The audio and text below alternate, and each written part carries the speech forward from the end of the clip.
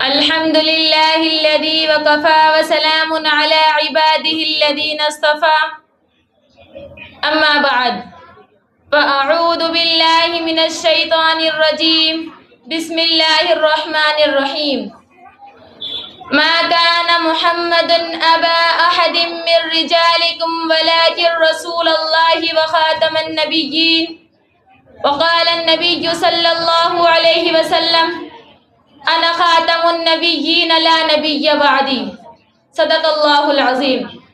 واجب الاحترام معزز سامعین کرام اور میری پیاری بہنوں، میں آج مختصر وقت میں عقیدہ ختم نبوت اور رد قادیانیت کے طویل موضوع پر بہت ہی مدلل اور مفصل انداز میں گفتگو کرنا چاہتی ہوں۔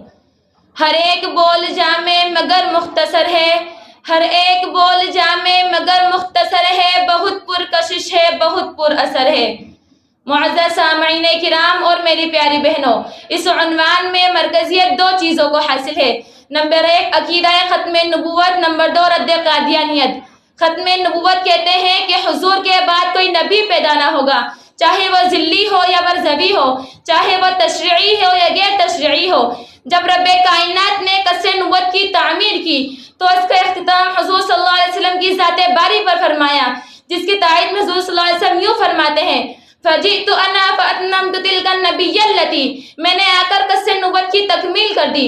قرآن کی 100 آیات، 200 احادیث، اجماع صحابہ و تابعین، اجماع فقہاء و محدثین عقیدہ ختم نبوت کی عکاسی کرتے ہیں، اور 1,24,000 انبیاء کا کمال منصب نبوت دو چیزوں سے مزین ہوتا ہے۔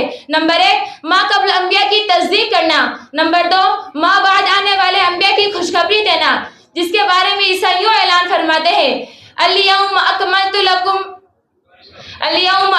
لکم دینکم، جس کے بارے میں عیسیٰ یوں اعلان فرماتے ہیں انی رسول اللہ الیکم مصدقا لما بین یدی من التوراۃ ومبشرا برسول یأتی من بعد اسمہ احمد۔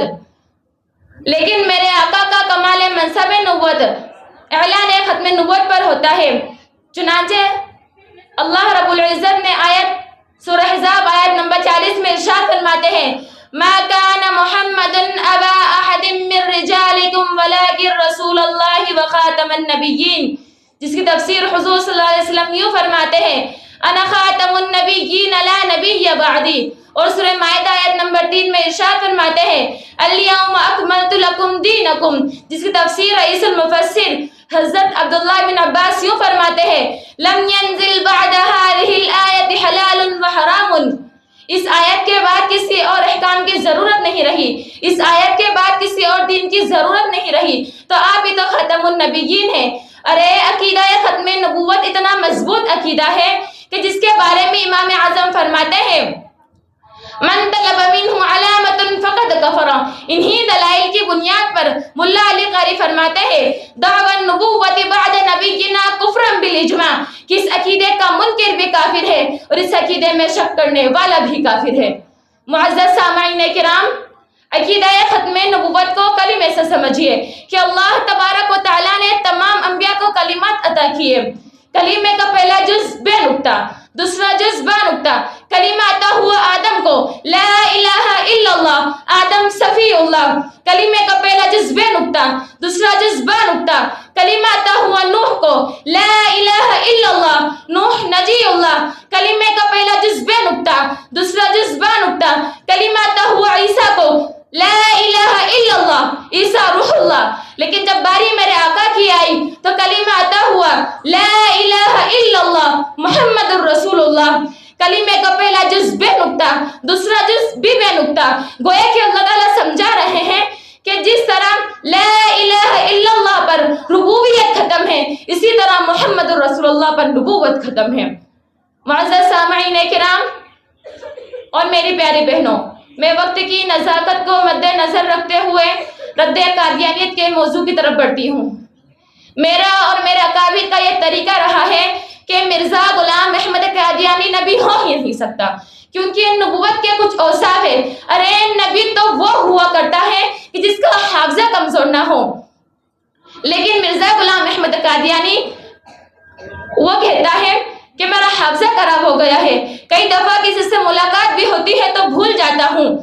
اور اللہ تعالیٰ نے تمام انبیاء و مرسلین کو سب سے لاجواب اور مد عظیم رکھنے کے لیے کسی کی شاگرد اختیار کرنے سے محفوظ رکھا، جبکہ مرزا غلام احمد قادیانی وہ خود کہتا ہے کہ میں گلشاہ کا شاگرد تھا۔